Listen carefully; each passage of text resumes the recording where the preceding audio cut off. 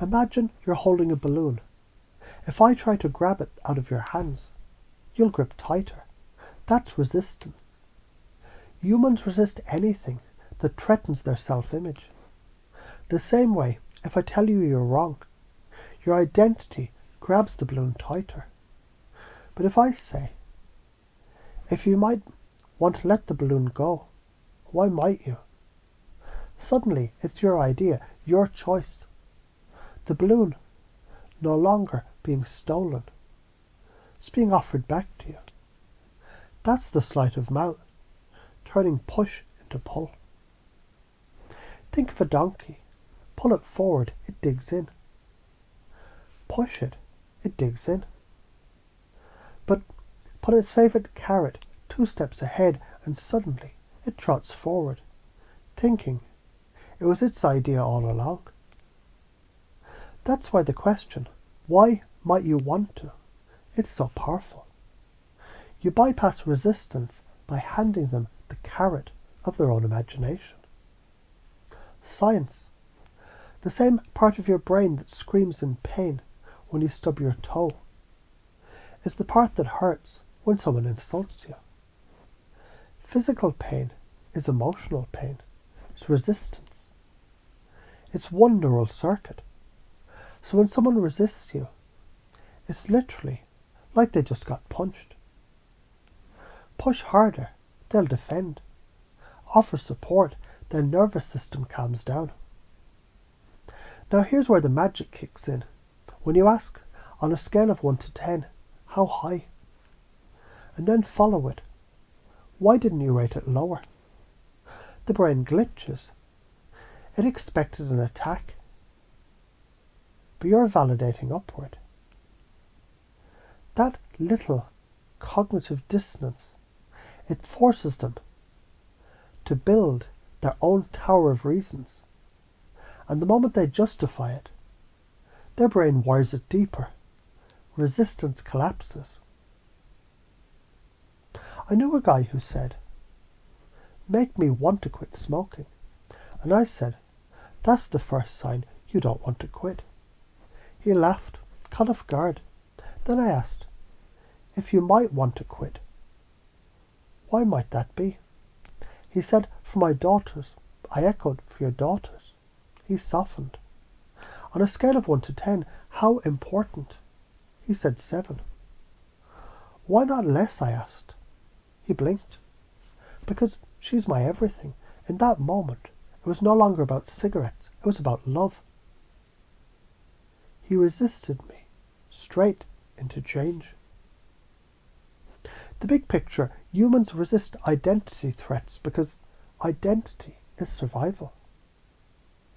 At the detail level, the amygdala flags manipulation as danger, activating the reticular activating system to scan for threats. Unless you neutralize by showing unconditional support, they'll interpret everything as manipulation. The big picture, autonomy is oxygen. Deny it and people suffocate. Restore it and they breathe with you. The criteria elicitation. Ask, what's important about that? Every answer, it's an emotional breadcrumb trail, back to their core values.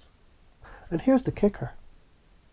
People can't talk about what's important without lighting up the pleasure circuits in their brain. Their values, their dopamine. Mirror those values sincerely, and you're no longer changing them. You're aligning. A boy once asked a monk, "How do I find freedom?" The monk handed him a rope and said, "Pull." The boy pulled. The monk pulled back harder. The boy strained, frustrated. The monk dropped the rope. The boy stumbled free. "That's freedom," said the monk.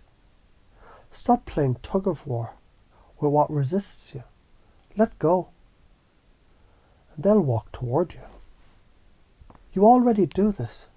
Ever comforted a crying child? You didn't say, "Stop crying." You mirrored. You're sad, and instantly the child softened. That's the nervous system seeing itself in your mirror. Ever notice someone telling a story and you nod? Repeat a phrase back and suddenly they open up more. That's pacing and leading in action. How can you do this in new ways? In conflict. So what I hear is, this matters because. In persuasion. If you might want to do this, why might you? In self-talk, instead of, why am I failing, ask, why might I already be closer than I think?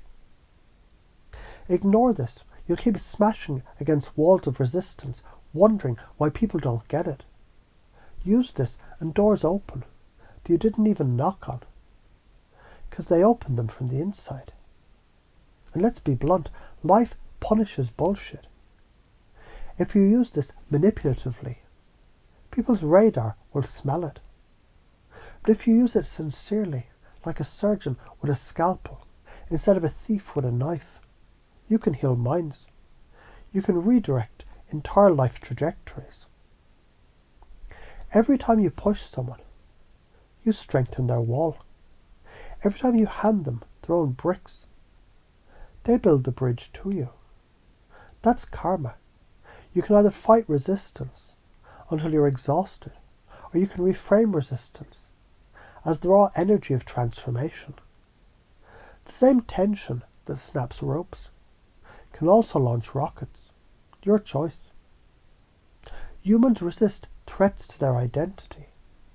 The fastest way through resistance is not against it, but with it. Ask, why might you? Validate, mirror, elicit values. Resistance collapses into self-persuasion. Because here's the deepest reframe. Resistance isn't the enemy, it's the doorway. And every no hides a yes, just waiting to be mirrored.